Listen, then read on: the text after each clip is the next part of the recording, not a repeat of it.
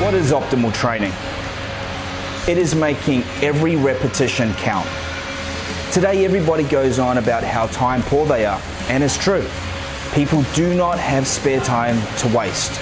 Yet, I look around the gym and see so many people literally wasting their time. Worst part is, they don't even know it. Over the next few weeks, I'm going to be giving you critical pointers over a number of classic exercises, all with the purpose of taking you from experiencing average exercise stimulus to all-out results-producing exercise stimulus. BPI Nation, my name is Tyrone Bell, a celebrity trainer, Legion Training founder, and BPI Sports featured expert.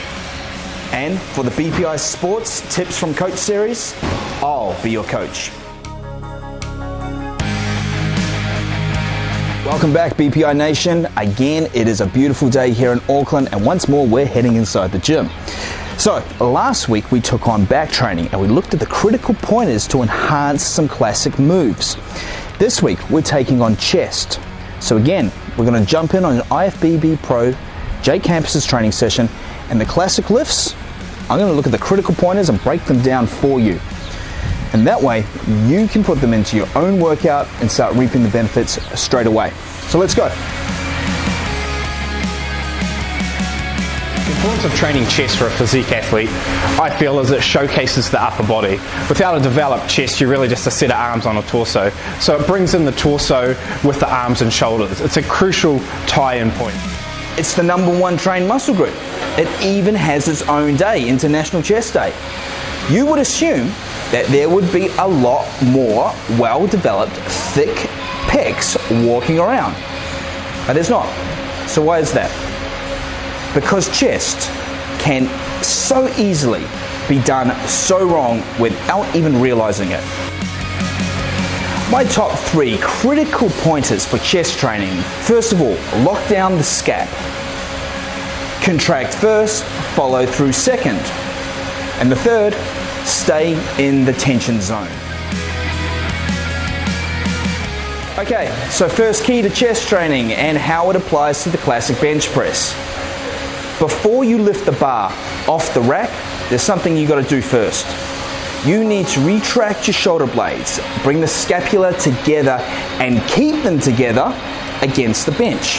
What we're doing here is greatly eliminating our front deltoids from the movement. We're forcing more chest engagement by when our scapula is in this position. We're training chest, right? So it makes sense that we ensure the load starts in the pecs and stays in the pecs. So how we do this is, before pushing the bar back up from the bottom position, is contract the pecs first. And then from the contracted position, simply follow through with the movement. Contracting the pecs first and then following through with the movement signals the body that the pecs are the primary workhorse for this movement. To be honest, this law applies to any exercise of any body part you do. Staying in the tension zone, the whole rep of the whole set, is the most effective and optimal way of training, creating the most amount of stimulus in the shortest amount of time. So the tension zone for the bench press is just short of locking out at the top of the press and approximately 1 to 1.5 inches short of making contact with your chest. So again, retracting and locking in the scapula is the first thing we need to do once we're laying back down on the bench. Every chest exercise we do, we want to eliminate the potential for the front delts to get involved as much as possible. Yes, there will always be a level of tension through them no matter how on point your form is. But retracting and locking in place the scapula will help lessen this as much as possible. So just like the previous bench press, before we press the dumbbells up, we need to contract the pecs first to initiate the movement. But before we even do that, when it comes to dumbbells, we're going to assist the load being placed through the upper pecs even more by first holding the dumbbells just outside of the elbows. And this is actually going to shorten the tricep, helping lessen their involvement and place more stress and tension on the upper pecs straight away. The optimal tension zone for this exercise isn't what most people think it is. Most people figure because they're throwing dumbbells around that they should be dropping down as deep as they can to take advantage of the full range of movement. Now, while a loaded stretch can be of benefit and used as a tool to increase fiber damage, it shouldn't be our go-to range of movement here. Stopping the dumbbells short of the shoulders by 1 to 1.5 inches ensures the load stays primarily on the chest.